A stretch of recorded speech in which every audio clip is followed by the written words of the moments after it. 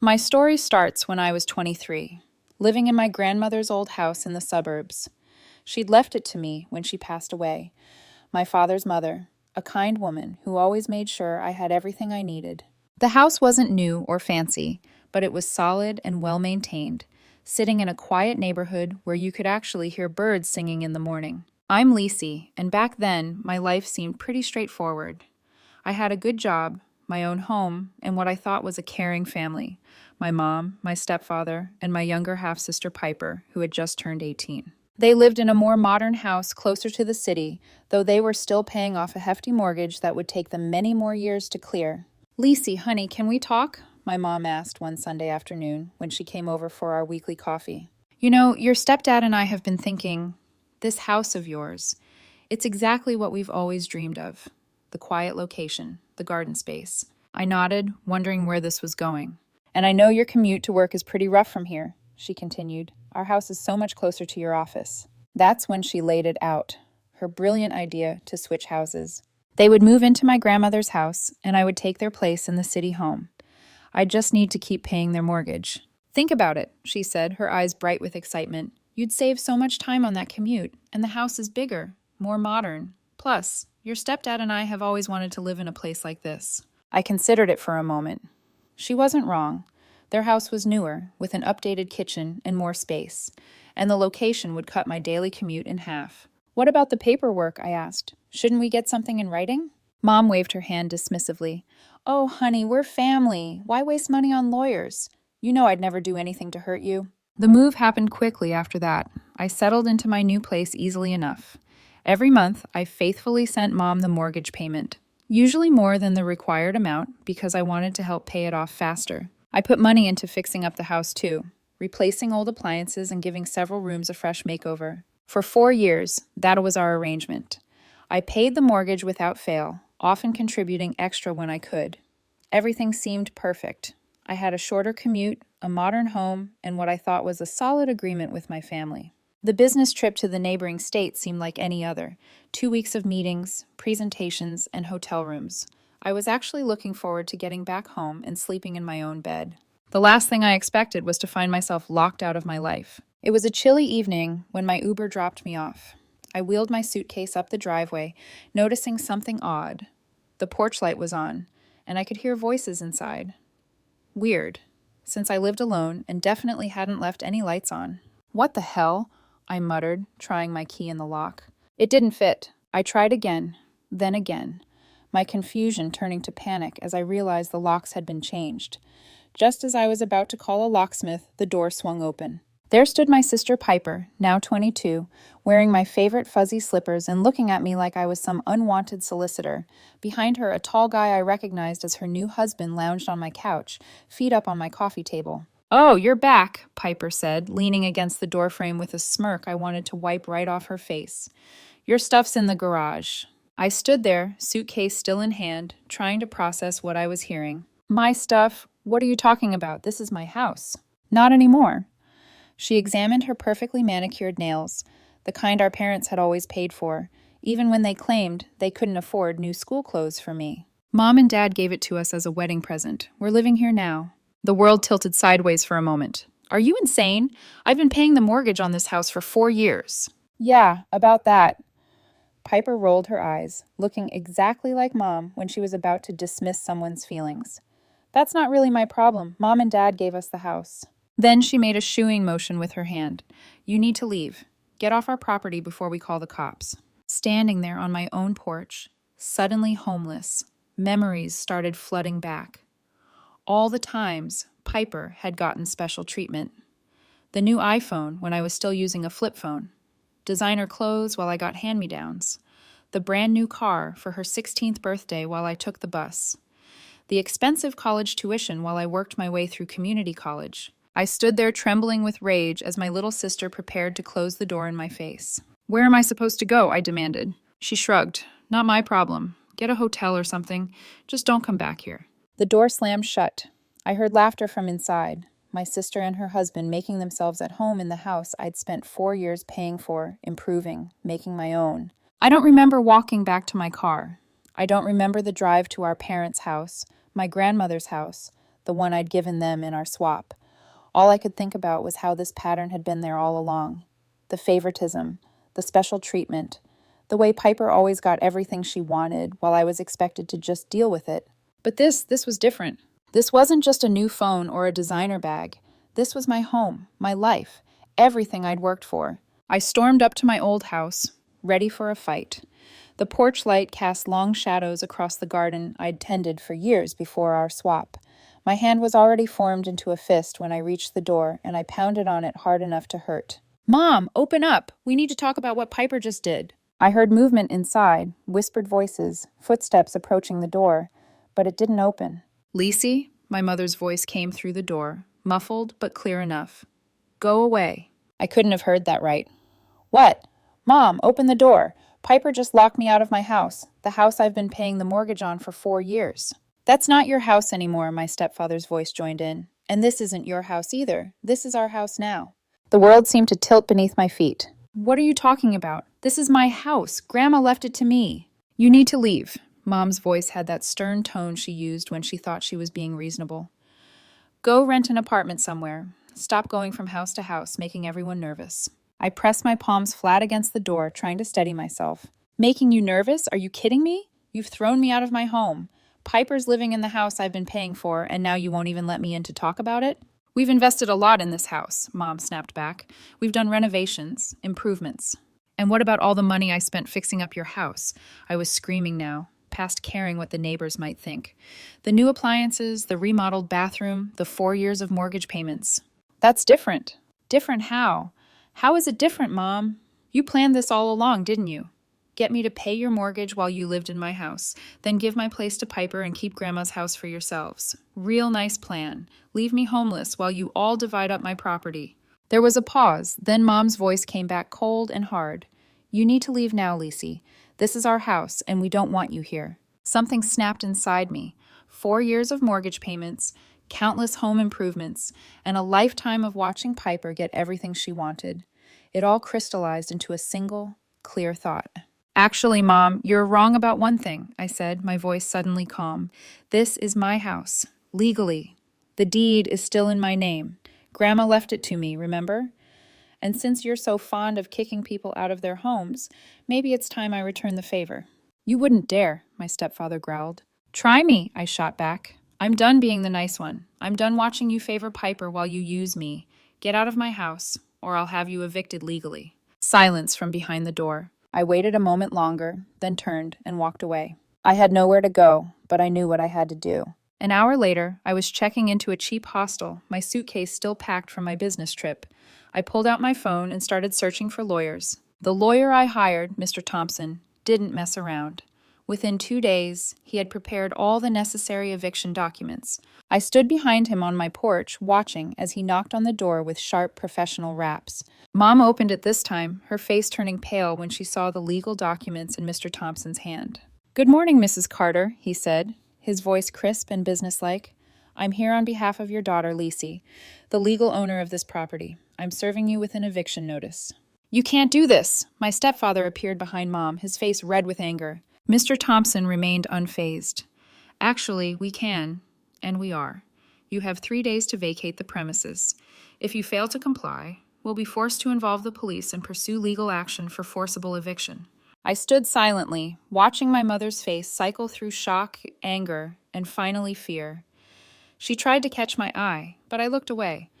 I was done with her manipulation. "Lizzie, honey," she attempted, her voice sugary sweet. "We can talk about this." "The time for talking was before you locked me out of my house and gave it to Piper," I cut her off. 3 days, Mom. That's all you get." Those 3 days were the longest of my life. I stayed in my hostel, jumping every time my phone rang. But surprisingly, they actually complied. On the morning of the 4th day, Mr. Thompson called to inform me that my parents had moved out and the house was clear. When I arrived, they were loading the last of their boxes into a moving van. Mom stood in the driveway watching me with red-rimmed eyes. "You're no daughter of mine," she hissed, tears streaming down her face. "You're a traitor, after everything we've done for you." "Done for me?" I laughed bitterly. "You mean using me to pay your mortgage for 4 years while you plan to steal my house? Yeah, thanks for that." She got into their car without another word, and I watched them drive away to whatever rental they'd managed to find. The moving van followed, and suddenly the driveway was empty. My house was mine again. Inside, I found chaos. Drawers left open, things strewn about, but nothing major damaged. As I stood in my grandmother's living room, my living room, a thought struck me with crystal clarity. I was done paying their mortgage. They'd broken our verbal agreement the moment they locked me out of the house I'd been paying for. Now they could deal with the consequences. I sat down in my grandmother's old rocking chair, feeling her presence around me, and for the first time since this nightmare began, I smiled. I couldn't stop thinking about all the money I'd poured into my parents' place. New kitchen appliances, that expensive water heater, the bathroom renovation. I treated that house like it was really mine, believing that one day it would be. The real kick in the teeth was the mortgage. 4 years of payments, always sending more than required, thinking I was doing something smart for my future. According to my calculations, there was only about $50,000 left to pay off. 2 more years of payments at the rate I was going, and the house would have been fully paid for. I'd been so close. All that money, I whispered to the empty room. All those extra payments. A memory suddenly surfaced. Something I'd pushed aside at the time, but now saw in a whole new light. It was right after we'd done the house swap. Mom had been sitting at her new kitchen table, stirring her coffee with that innocent look she always got when she wanted something. "Lisi, honey," she'd said, "I've been thinking, since we're living here now, maybe you should just transfer the house deed to us, you know? Make it official. We'll sign our house over to you once the mortgage is paid off, of course." I remembered how reasonable she'd tried to make it sound, like it was just tidying up paperwork. But I'd had a better idea. "Why don't we do it the other way around?" I'd suggested. "You can transfer the mortgage to my name now, and I'll keep making the payments officially. Then I'll sign over Grandma's house to you right away." The way Mom's face had changed, just for a split second before she covered it with a smile, I should have seen it then. "Oh no," she'd said quickly. "That would be so complicated with the bank. Better to just wait until the mortgage is paid off. Then we can do a clean swap of both houses." Stepdad had jumped in then, nodding vigorously. "Much simpler that way, Lisi. No need to involve the bank or lawyers. We're family, after all." Sitting here now, in my grandmother's rocking chair, I could finally see it all clearly. They'd never intended to give me that house. They'd wanted both, their house and mine. If I'd signed over my grandmother's house like they'd asked, a chill ran down my spine. I would have been completely homeless right now. No backup plan, no legal claim to either property, just out on the street while my family enjoyed both houses. At least I'd had the sense to keep this house legally mine. It wasn't much comfort when I thought about all the money I'd lost, but it was something, a roof over my head, a place they couldn't take from me. And most importantly, a lesson learned about trust, even when it came to family. Maybe especially when it came to family. My phone rang exactly 3 days after the missed mortgage payment. I was sitting in my grandmother's kitchen, drinking coffee, and trying to figure out how to rebuild my life when Mom's name flashed on the screen. I almost didn't answer, but part of me wanted this confrontation, needed it even. "Where's the mortgage payment?" She didn't even say hello. Her voice was sharp, entitled, like I was some delinquent tenant rather than her daughter. "The bank's going to charge us late fees." I let out a laugh that probably sounded a bit unhinged. "Are you seriously calling to ask me for money right now?" "Of course I am. You need to pay the mortgage." "Let me get this straight," I said, gripping my coffee mug so hard my knuckles turned white. "You kick me out of the house I've been paying for, give it to Piper and her new husband, and you still expect me to make the payments? Are you insane? That house belongs to Piper?" I cut her off. "Then let Piper pay for it. She lives there now, doesn't she? Living her best life with her husband in the house I renovated, the house I've been paying for." Mom's voice turned shrill, hitting that pitch she always reached when things weren't going her way. "Piper can't pay the mortgage. She just graduated college. She's not even working yet. They just had that beautiful wedding, and they're still settling in." "Not my problem," I cut her off again, feeling a strange calm settle over me. "Not anymore. You gave her my house. Great. She gets the mortgage payments too." There was a pause. Then Mom's voice turned threatening. That same tone she'd used to manipulate me since childhood. "Fine then, we'll just move back into your house." I actually laughed out loud at that, and it felt good. "Like hell you will. Try it, and I'll have you arrested for trespassing. I've already evicted you once. Want to go for round 2? "You can't just stop paying. We had an agreement." "An agreement you broke when you gave my house to Piper and her husband. Besides, you're almost done paying it off anyway. What is it, about $50,000 left?" The silence on the other end made my stomach drop. It was the kind of silence that comes before really bad news. Mom, I said slowly, it's more than that, isn't it? Her voice had gotten small, almost guilty. About 150,000. The world seemed to tilt sideways. My coffee mug slipped from my hand, clattering against the counter, but thankfully not breaking. What? That's impossible. I've been paying extra on that mortgage for 4 years. I put in thousands more than the required payments. There's no way. Well, Mom hesitated. What did you do with the extra money I sent? My voice had risen to a shout that echoed off the kitchen walls. What did you do with it? The silence that followed was deafening. My mother's next words made my blood run cold. Oh, we paid the regular mortgage payments, she said casually, like she was discussing the weather. The extra money you sent? Well, we had expenses. Expenses? My voice was barely a whisper. What expenses? Well, your stepdad and I needed a vacation after all the stress of moving. We went to Europe for 3 weeks. Paris, Rome, Madrid. Beautiful cities. She actually sighed dreamily. Then there was Piper's college tuition. You know how expensive private universities are these days. And of course, we had to renovate the house. I couldn't breathe.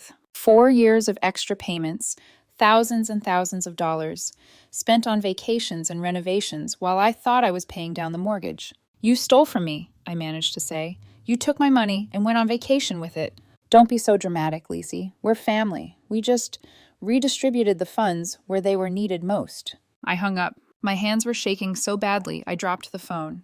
For an hour, I just sat there in my grandmother's rocking chair, trembling with rage and betrayal. When I finally managed to stop shaking, I blocked their numbers. All of them. Mom, Dad, Piper. Done. But of course, it wasn't that easy. 2 days later, they showed up at my door, pounding and yelling like they owned the place. Open this door right now, Mom's voice was shrill. We need to talk about the mortgage payment. I stood on the other side of the door, not moving. There's nothing to talk about. I'm not paying another cent. You have to, Stepdad's voice now, angry and demanding. You're responsible for the payments. Actually, I'm not, I called back, feeling stronger with the solid door between us. But you know what I do have? Bank statements showing every payment I made. Text messages and emails about our house swap agreement. Evidence of fraud, according to the lawyer I talked to yesterday. Silence from the other side of the door. If you don't stop harassing me, I continued, I'll take you to court. And trust me, I can afford a long, expensive legal battle a lot better than you can. Want to try your luck? They left after that, but not before hurling a string of obscenities that would have made a sailor blush. I waited until I heard their car drive away before letting out the breath I'd been holding. A week later, my cousin Tracy called.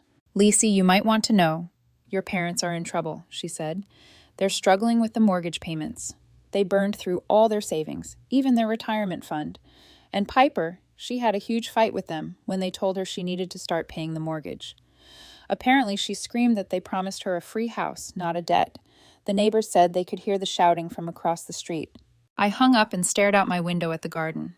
The irises my grandmother planted were blooming, their purple petals bright against the green leaves. She'd always told me that you reap what you sow. I wondered what my family would harvest from the seeds of betrayal they'd planted. 3 months after I stopped paying the mortgage, I heard through the grapevine that my parents had finally shown their true colors to Piper, too. My cousin Emma called to tell me the story. You won't believe this, she said.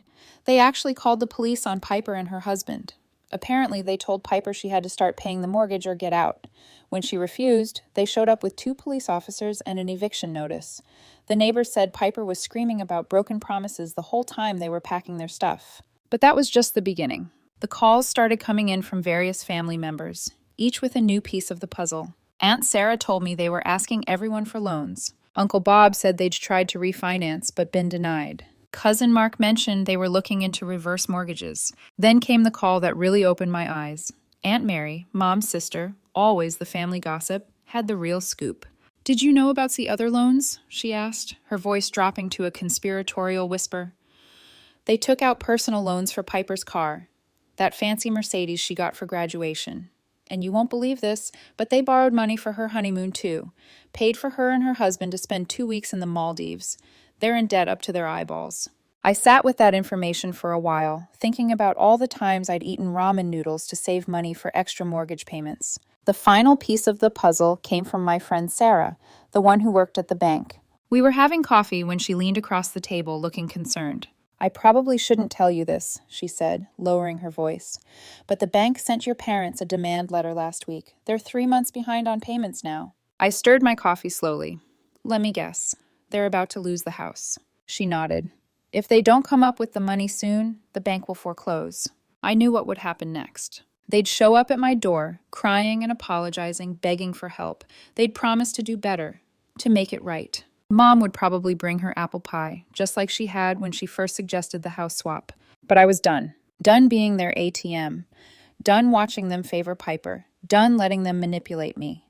They'd made their choices: multiple mortgages, personal loans, lavish trips, and expensive cars. Now they could live with the consequences. I looked around my grandmother's house, my house, with its solid walls and blooming garden.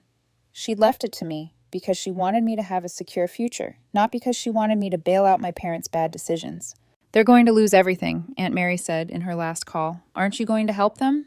I thought about the 4 years I'd spent paying their mortgage while they spent money on vacations. I thought about being locked out of my house, about my things being thrown in the garage, about my sister living in the home I paid for. No, I said finally, I'm not. Sometimes the hardest lesson to learn is that you can't help people who won't help themselves. My parents had made their bed. Now they could lie in it. I had my own life to live, in my own house, with my own future ahead of me. And this time I wasn't sharing.